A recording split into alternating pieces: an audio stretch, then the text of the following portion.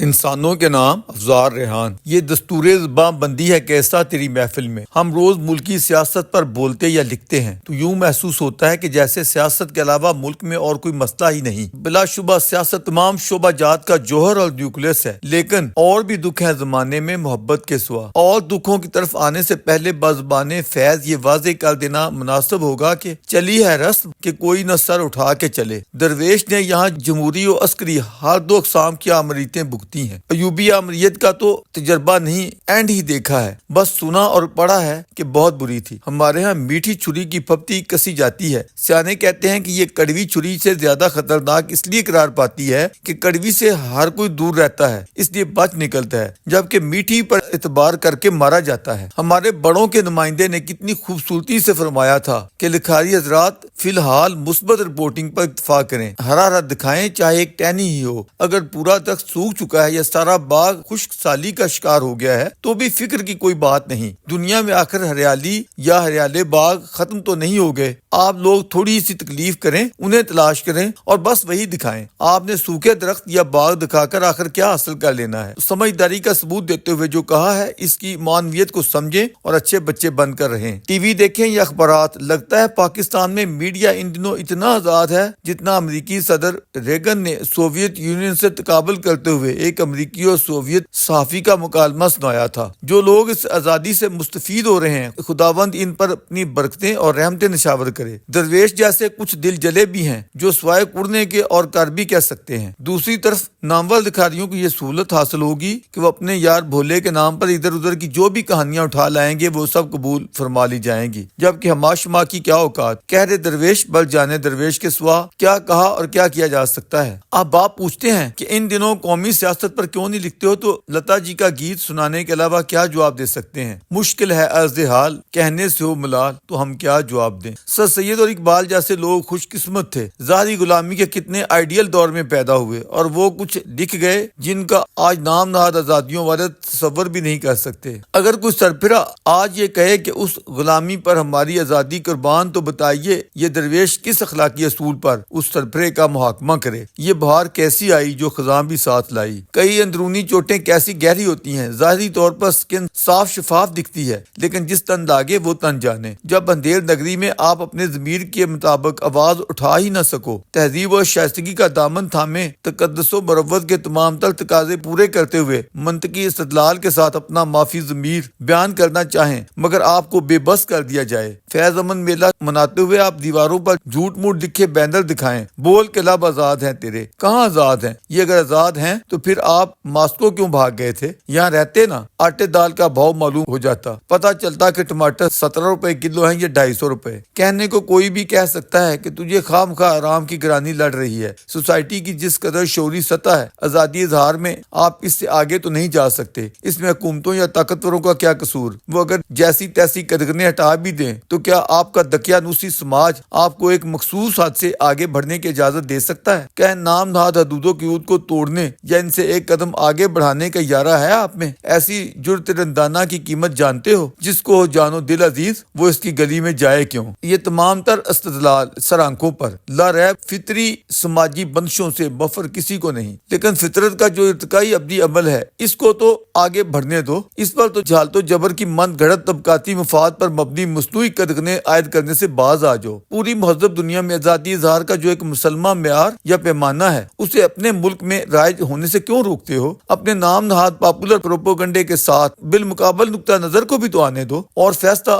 بڑھتے ہوئے عوامی شعور پر چھوڑ دو، انہیں نتائج اخذ یا کشید کرنے دو۔ آپ کون ہوتے ہیں بالجبر حقائق کو مسخ کرنے یا توڑ مروڑ کر پیش کرنے والے؟ آپ کا دعویٰ ہے کہ آپ مار کے حق و باطل میں حق کے واحد و مستند علمبردار ہیں اور یہ کہتے نہیں تھکتے ہیں کہ سانچ کو آنچ نہیں، تو پھر ڈر کاہے کا ہے؟ قومی میڈیا میں اپنی پوری قومی و مذہبی تاریخ کا احتسابی جائزہ آنے دو، اپنے ابدی دستور یا دستور حیات کی خیالی و حقیقی کہانیوں کا پوسٹ مارٹم کرنے دو، خرد مندوں سے پوچھنے دو کہ یہ کائنات کب اور کیوں کر باز وجود میں آئی اور اس کا انجام کیا ہوگا۔ جنوبی ایشیا کی پارٹیشن ناگزیر تھی یا غیر ضروری؟ اس پر مباحثہ اگر عوامی سطح پر ہونے لگے تو کون سا آسمان ٹوٹ پڑے گا؟ قومی نصاب میں یک طرفہ پروپیگنڈا کرتے ہوئے جو منافرت بھری مند گھڑت کہانیاں نو نہالوں کے معصوم اذہان میں انڈیلتے ہو، قومی میڈیا میں اس کا کھلا مہذب تنقیدی جائزہ لینے سے کون سی قیامت ٹوٹتی ہوتی ہے؟ ریاست آخر جبر و دہشت کی طرفدار کیوں بنتی ہے؟ وہ ذاتی اظہار اور حریت فکر کی علم بردار بن کر کھڑی کیوں نہیں ہو سکتی؟ اقبال نے ایک صدی قبل جو طویل تصویر درد لکھی وہ شاید تب کے لیے نہیں اب کے لیے تھی۔ اس کے چند ابتدائی اشعار سے درویش کی حالت زار واضح ہے۔ نہیں منت کشے تاب شنیدن داستان میری، خاموشی گفتگو ہے بے زبانی ہے زبان میری۔ یہ دستور زبان بندی ہے کیسا تیری محفل میں، یہاں تو بات کرنے کو ترستی ہے زبان میری۔ اٹھائے کچھ ورق لالے نے، کچھ نرگس نے، کچھ گل نے، چمن میں ہر طرف بکھری ہوئی ہے داستان میری۔ اڑا لی قمریوں نے، طوطیوں نے، اندلیبوں نے، چمن والوں نے مل کر لوٹ لی طرز فغاں میری۔ تبک اے شمع آنسو بن کے پروانے کی آنکھوں سے، سراپا درد ہوں حسرت بھری ہے داستان میری۔ میرا رونا نہیں رونا ہے یہ سارے گلستان کا، وہ گل ہوں میں خزاں ہر گل کی ہے گویا خزاں میری۔